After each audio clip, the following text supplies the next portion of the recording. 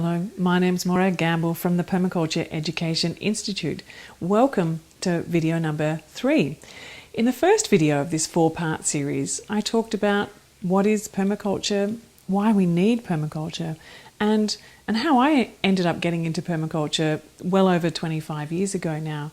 In part 2 of this series, I explored what are the unprecedented possibilities that are out there available for people who are wanting to move into permaculture, and so explored a whole series of different opportunities that are out there. So what I'd like to encourage you to do is, before you actually dive into this particular one, number 3, if you could actually go back and have a look at number 1 and number 2, because it puts all of this in context.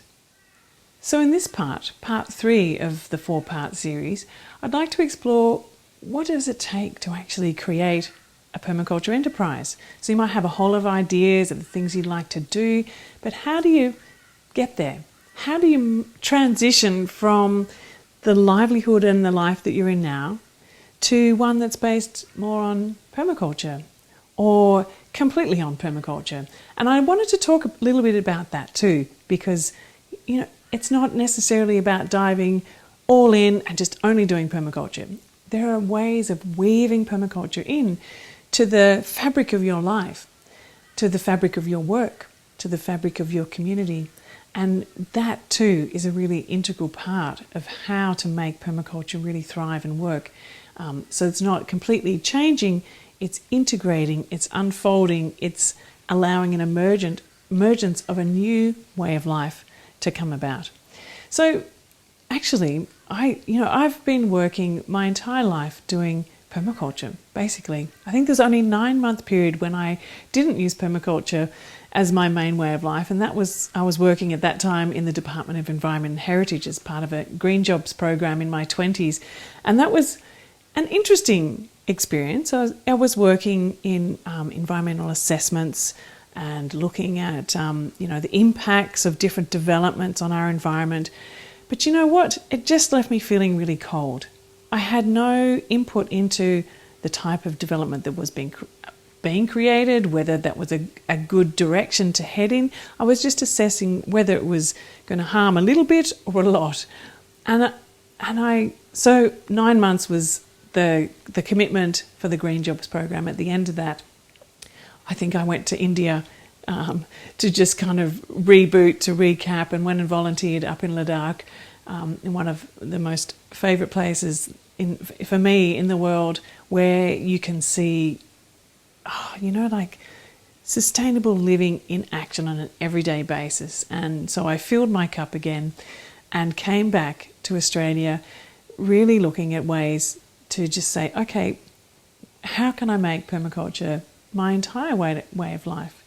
And so from that point onwards, that's what it's been. And so what I'd like to share is some of the things that you can do to actually take that step as well. If you're really looking at trying to find a way to make a shift into something that you're really passionate about, to make a shift into something that you feel will make a difference, to make a shift into something that you know is going to contribute to the healing of the planet, because we know that is the task of our time. And there's a limited amount of time that we're hearing from the scientists at global science network saying that we have a threat of runaway climate change unless we actually shift incredibly the way in which we live. We shift how we live our daily lives, how we consume, and particularly how we consume. And so permaculture is an integral part of that. And so at this point in time, I truly believe that the world needs permaculture teachers. The world needs permaculture designers, consultants, coaches, mentors, advisors. We need more of those skills and more of those people who are willing to go out into the world and make this their work, because life depends upon it. So how do you get started? Well, one of the best ways is simply to start doing it, yourself. So have you got a garden that you've started doing? Have you got a place where you can create, maybe some compost systems, some veggie garden systems, a little bit of a food forest, something that you can set up? Maybe it's an allotment, maybe it's part of a community garden, a school garden, maybe an office garden. And it doesn't have to be big. It could even be a balcony garden. I visited a woman in Nairobi, Natalie Toper, who has the most extraordinary permaculture system on her 4th floor apartment. She has bees and chickens and worms and compost systems and trellising, and even inside she has things going on like little insects to feed the chickens, and got a glass cabinet where she's going to be growing spirulina. And so it just keeps going on and on. So much that you can do in a small space. Now the impact of that is that people start to go, oh, that's really interesting. Could you help me come and get that started at my place? Or, if it's a backyard in the neighbourhood, or a front yard, actually doing it in the front yard is a really good place. So many of the participants on the Permaculture Educators program are saying that gardening in their front yard is actually helping them to cultivate a sense of community, and even getting them work. People up and down the street are saying, oh, that's really great. Could you come and help me get that started there? Bang, there's your first design job. So you may or may not decide to charge or exchange something for your first designs, but very soon, after you get a few under your belt and you're feeling confident, you can actually put a notice all the way around your community saying, I design permaculture gardens. If you'd like to have edible abundance in your garden, you can call me here or have a look at my website, and there you go. You started your design enterprise. And it's simply by having something on the ground that people can see. And it's an invitation for people to experience something else that they might not have seen before. They might never have even thought about that as being a possibility, or had in their mind that growing food was something quite different, very functional, bland, maybe messy, something that was a little bit, you should tuck around the back corner. Bring it out front, bring it right front and centre, whether that be, maybe get involved in the school garden if you have a family, and that way, all the other people who come to the school to pick up their kids or get involved in the program will see this garden and hear about the work that you're doing there, and you can say, look, I can help you get it happening in your place too. So that's from the design perspective. So the Permaculture Educators program that we run is about looking at how you can start getting your designs happening, how you can start becoming a teacher, and weaving in a whole lot of different eco-enterprises, ethical enterprise ideas into creating, making permaculture your livelihood. So how did I start doing teaching? It was down at Northeast Street City Farm when I was involved in helping to set up this city farm in the middle of Brisbane, which was part of that process of learning and experimenting and meeting other people in the neighbourhood, and providing a hub where people would come and exchange ideas. And you know what? I mean, I studied at university for several years doing landscape architecture, environmental planning and design, environmental education, and I hadn't got that level of hands-on experience. I had a lot of theories and ideas in my mind, but actually the application was something quite different. And so there I had the chance to see and to hear so many different people doing permaculture and exploring it together, because we're all beginners actually. So the key there really is get in and do it and show it to other people. Tell the story about what you're doing. And that may be people inadvertently just seeing what you're doing by coming over to your place or seeing it down the street. Or it may be that you start a blog and you start sharing what it is that you do, or a Facebook posts about what it is that you're doing, so that as you're learning and developing a new way of doing things, because each time you apply it, it is different. It's related to your context, related to your community, and related to your culture, all of that. You can start to share it. And so it becomes a very localized knowledge, and you're building that up. You're building up localized knowledge and experience by applying the permaculture principles and permaculture way of doing things in your area. And so do it, show it, share it. Start inviting people in to maybe do a little class with you, or show them how to do it. Go into their garden and and show them how to do it. So you could start up a little workshop in your backyard and say, okay, the first Saturday of every month, I'm going to do a small permaculture workshop. And maybe today I will be offering how to set up your soil. And then the next time you might look at how you can propagate plants. And then the next time you might look at how you can harvest and process the plants. And then the next time you might look at how you can set up a community food exchange network. And then the next time you might think, okay, how can I use all these different herbs in medicinal ways? The possibilities are endless. And so you could actually do that. And from the get-go, you can start to create a little permaculture enterprise. And as you build your confidence in doing that. So, it's not the whole systems of permaculture until you start to weave in the design and the ethics and the principles, but you can start small, and each time you do that, you build knowledge, you build experience, you build confidence, you build a network, you have more photos that you can share to say, look, here's what's happening in my neighborhood. If you like to get involved in that, nothing attracts more people than a whole lot of smiley people in your place doing something great for people to go, wow, that looks fantastic. I'd love to do that. And they'll get in touch. So, the more that you can do it, maybe start for free, you can build it up, maybe have a small charge. You could maybe set up a whole series of workshops, and then that can be an opportunity for you to get people to kind of commit to it. And then as you build up and develop and graduate through a permaculture design course that we offer and the permaculture teachers course, you can start to offer full permaculture design certificate courses. So actually all of those little programs could add up to something that people could get a certificate for. And you can offer them in your place, you can offer them in the community centre, you could offer them down at the local school, you could hire a centre, or maybe you have a farm and you're doing it at that scale. That's just a couple of different possibilities.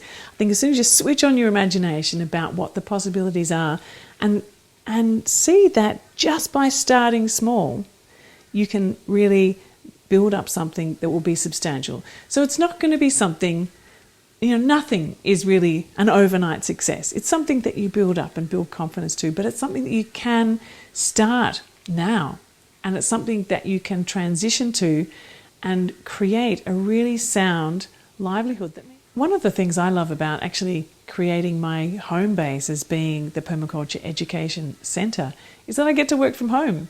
So, if I want a cup of tea, I can come on down here or pop out into my garden and grab my lunch.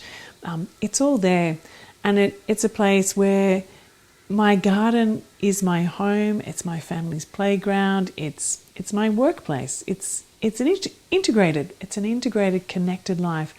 And that I don't feel like I'm needing to go somewhere else to earn the money to come and then have this garden and this place. I actually get the chance to be in it every day and to really love and enjoy it. So this is a house that we built together as a family, and we designed it and we just built it little bit by little bit, module by module, using permaculture work. Every time we'd earn a little bit of money, we'd just build a little bit more. And so we managed to do that and be debt-free.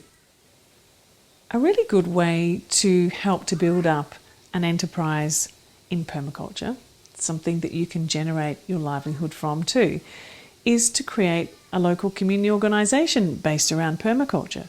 Because, the thing is, unless people understand what permaculture is, they're not going to ask for it.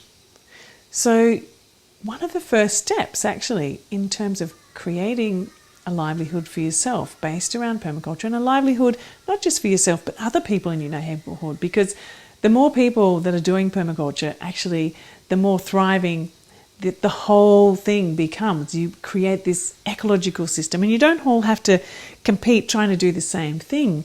Someone might do courses about animals, someone might produce food, someone might be doing it in schools, someone might be in finance that supports ecological projects. It's diverse and it's interrelated, and it's that ecological system of enterprises that makes it really exciting and really fun.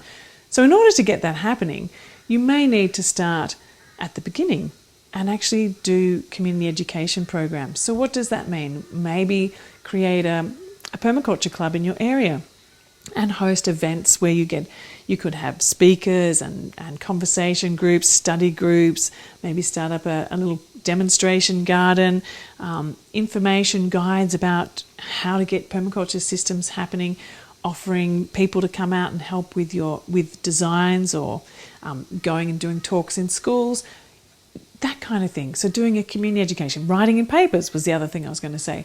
And so by doing that, you're building a momentum. You're building a movement around permaculture in your area. And what I find that works really well with that is when you clearly connect what you're doing in your local community, in that group or in any of those projects, with what's happening in other parts of the world. Because there are a phenomenal amount of communities interacting with permaculture thinking and action everywhere. And so one of the things I found really extremely valuable when we were starting Northeast Street City Farm in Brisbane, we would have events.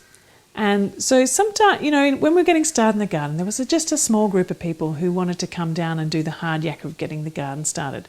But I realised very quickly, if you had some kind of free or cheap food and a bit of a party and an event, games, music, something fun, then people started to come along. And, what was that saying about, if you're going to start a revolution, at least make it fun? I don't think that's a saying, but anyway, you get what I'm talking about, because people don't want to come along to something if it's going to seem like it's going to be a huge amount of work. If your first connection with something is really inviting, welcoming, enjoyable, meeting people who have similar thinking, you can really get along with, and then it gives you a greater sense of who's in your community and what they're doing and where you can find people that you can collaborate with and develop a friendship with. That's a really amazing thing.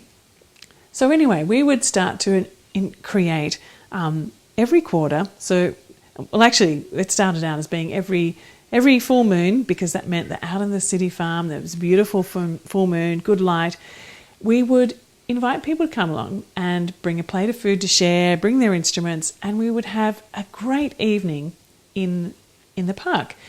And we would also do other events where we would invite someone from a group that was doing work in another part of the world to come along and speak about that, and talk about the relationship between what the work that they're doing and what the work that we were doing is. And so you can see, by taking care of the land, taking care of the community, by reducing our consumption, by thinking carefully about regenerative practices, can have an impact on, say, people in other parts of the world who are struggling with producing tea in an unsustainable way because the whole industrial farming system. And so the regenerative practices were starting to be implemented there, and the fair trade practices. So there was a relationship built. And so right there and then, one of them was actually this fair trade tea. So the community there in the Brisbane City Farm started to actually replace all of the teas that they were having, which were from not fair trade, with these fair trade teas. And so this relationship was built. And all of a sudden, just a simple thing like that started people to realise that, we're just a small group in a little neighbourhood in a blip on the planet. But yet what we're doing is connected with that project there, which means there's probably also connected with so many other places, and so that we are part of this growing movement. And that sense of purpose, that sense of actually making a really concerted contribution to well-being of the planet and well-being of others, actually brings people back, because they feel like, yes, this is really worthwhile. This is worth spending my time. I come to this place, I feel great because I'm learning some skills, I'm planting trees, I'm harvesting vegetables, I'm meeting interesting people, and I'm helping what I'm doing now is actually helping globally. So this local global connection is really important. So I'm saying this because whether it be a community garden or even a dinner party that you're organising, just imagine a dinner party where everything that you put on is something that's either fair trade, out of your garden, down from the local park, maybe some wild foods that you've harvested, and you share that. And part of the dinner party conversation ends up being around permaculture. Then you're also cultivating an interest and an awareness of it. And what that means is then you might take them for a walk out of the garden and show them where you harvested the greens. Or maybe you might even get them to come over and cook with you and harvest with you. And they'll go, oh gosh, that was just fabulous. That food tasted amazing. And I love your garden. I so wish I could have a garden like that. Can you come and help me? So you could treat that in two different ways. And you could say, all right, sure, I'd love to. I can come over next week and help you get started. I can help you do a design. Or you might like to come to a series of workshops that I'm doing in my garden. I'm going to be showing people how to get this started. And then maybe you can do it yourself. Or if you want to, come to the classes and I'll help you design. And that together, the design and the education together, is really important, I think, and it helps to build people's confidence to move forward. And then hopefully what will happen then is they'll start to share it, and that will ripple out. And then their friends will come into their garden and say, wow, I love what you're doing, and gosh, it's made a difference. I'm really interested to see how you're actually changing your life. You seem so much happier, or, something shifted in you. And then they will say, oh yeah, well, there's workshops happening down the road here, or at the local community centre, or at the farm. You might like to do it too. And so it's word of mouth. Nothing beats personal recommendations than anything. So always, always be totally authentic, be real, be honest, be inviting and welcoming, and really avoid trying to tell people that they're doing it all wrong, that their backyard's bad and you should do it like this. It's not that black or white comparison. It's really what I'm trying to encourage you in what I'm saying is to make everything an invitation. And you're not trying to grab people and pull them in, or, whack them over the head and say, you should do it my way because my way is better. What you need to do is to live it, to be it, to breathe it, to exude it, so much so that people just want to be part of it because it feels good. It has purpose. It makes a difference. There's a contribution that you can make. So, these are really simple strategies. And it's not about spending a whole lot of money on, Facebook ads and this and that and big adverts in magazines. The simplest thing is starting, and this is using the permaculture principles and ethics and design thinking to design your enterprise. And we explore this a lot in the Permaculture Educators program too, because as well as having the design course and the educators course, we also have a business module in there to really look at, well, how do we do business differently? How do we do business that has purpose and meaning and ethics and fits, that we can create an enterprise that fits with the permaculture ethics? So we talk about that too. Do you know one of the key things that I've found to actually build my permaculture enterprise more than anything is to give as much away as I possibly can. And that sounds like the opposite of what you would think you need to do when you're trying to build an enterprise. Because the thing is, I'm actually wanting to try and raise enough money through doing permaculture education that I can help to sponsor as many more people to do permaculture education so that they can then ripple out again and again and again. So I'm actually really keen to find ways to have as many people accessing permaculture that is possible, and permaculture being able to become permaculture teachers even more so, because I think that is the key. And I've said this so many times, but I truly believe that we need more permaculture teachers in the world. So how do people get to know about you? How do people get to know who you are, what your passions are, what your skills, and what are the things that you've researched a lot about, to share out what you know? And it's, you sort of think, well, if I share it out, then people will know, so they won't come and ask me for my advice or to come to my class. No. People are more likely to actually come to a class or to ask you to come and do designs if they have a sense of what it is that you do and how you do it, and whether they feel that they might like to do it with you. Because there's lots of different permaculture teachers everywhere. There's lots of different permaculture designers everywhere. But not everyone feels like they relate or connect to different people. And so that's the thing. It's about building relationships, showing what it is, who you are, what you do, what you're interested in, what you can offer. And if people like you, and I'm sure they will, because you're talking about something that really matters and has purpose, they'll come and ask you. And so really it's a matter of putting it out there. And so one of the things that I really recommend is something like a blog or a Facebook page or a YouTube channel or a demonstration garden or getting involved in different sorts of community gardens, talking wherever you can about what you do with lots of pictures. So if you're going to do a PowerPoint presentation, keep the words as a minimum, maybe a descriptor or a key point, but the pictures. So what you're wanting to do is to cultivate an imagination of the possibilities. And then when people see that, they'll think, oh my gosh, absolutely, that's what I would love to do. That's what I would love in my neighbourhood. I would love my street to be like that. I would love my school to be like that. Oh my gosh, wouldn't it be incredible to live in amidst a garden that I can just walk out every day? So it's talking to what people want, talking to what people need, addressing some of the challenges and problems that people have really authentically. So don't try and offer what you're not confident in doing or what you feel is not really, you're not passionate about. But someone else will feel passionate about that. Someone else will have the skills in that. If you want to kind of get involved in that area, collaborate with someone and do it together. So maybe your skills together. So forming collaborations is also another really good thing.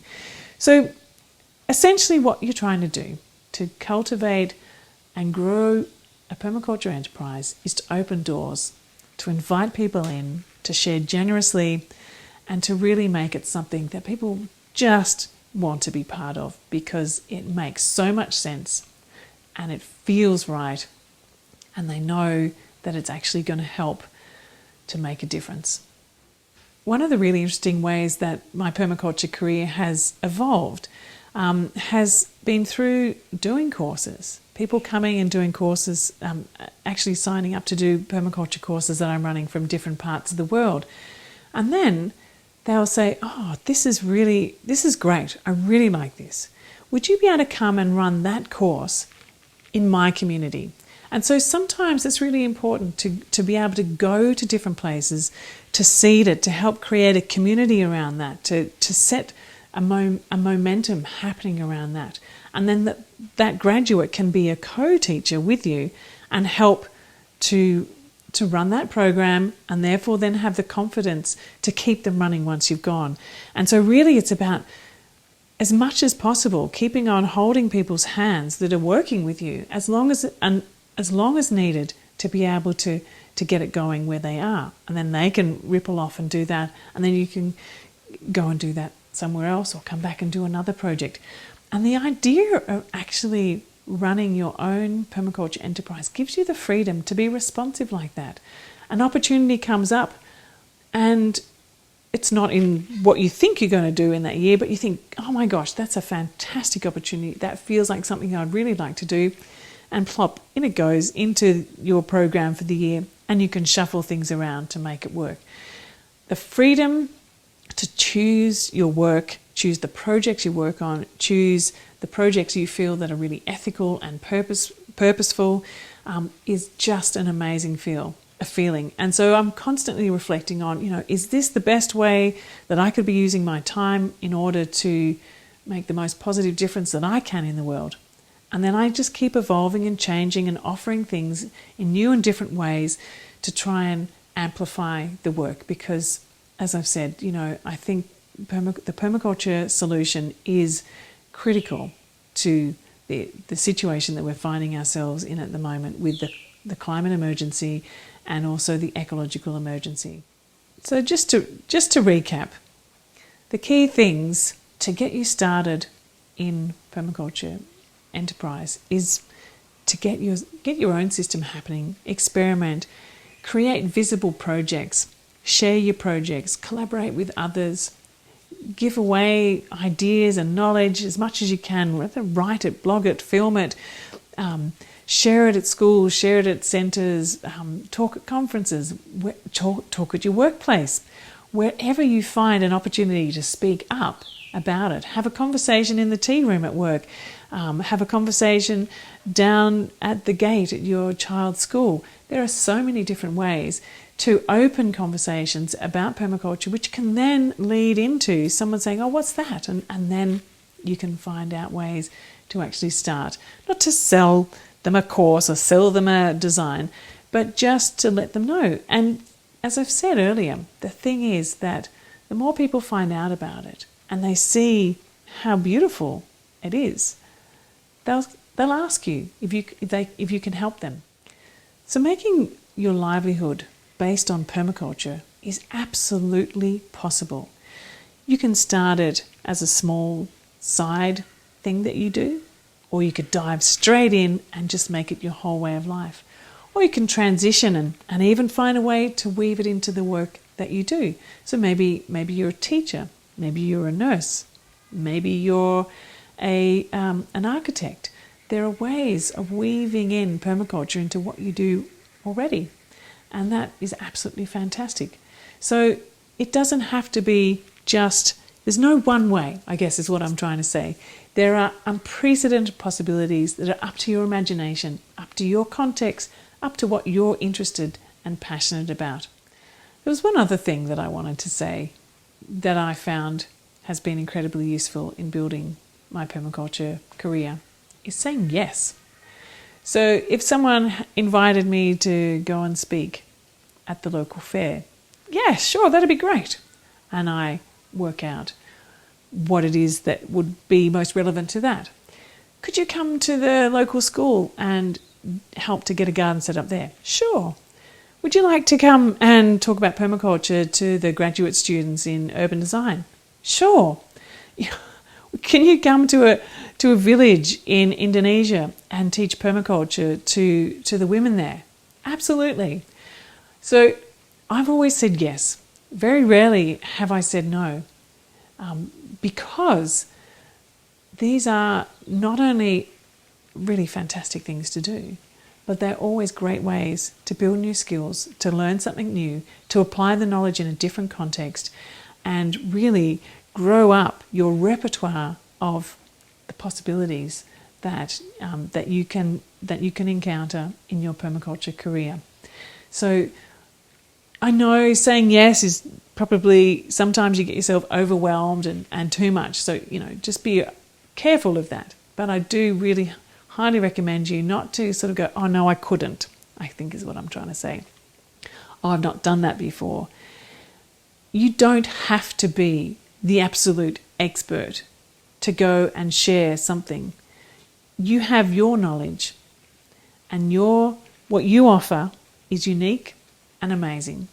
And if you speak from the heart and speak from the experiences and share stories that are relevant in your area, then you're going to connect with the people in the audience and you're going to do a beautiful job. And so actually how to do those sorts of presentations is something too that we talk about in the Permaculture Educators program, because I really think that, again, it is not just about delivering material or doing a design for someone and handing it over.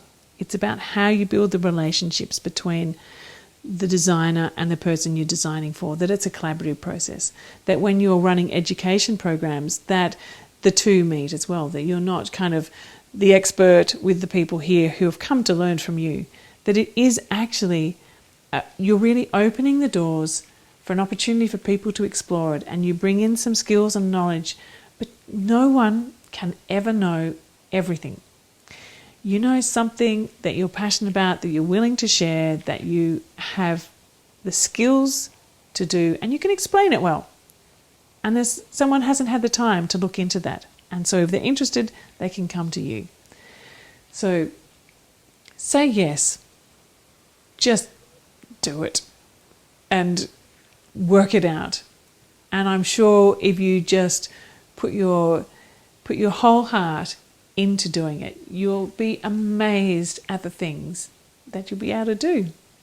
And always, with a smile, with an open heart, with the intent to be there to help make a positive difference in the world. What could go wrong? So I hope you've enjoyed listening to part 3. Come back for part 4, and I'm going to explore what are the key things that you can do to actually become educated in this. How do you learn how to do all this?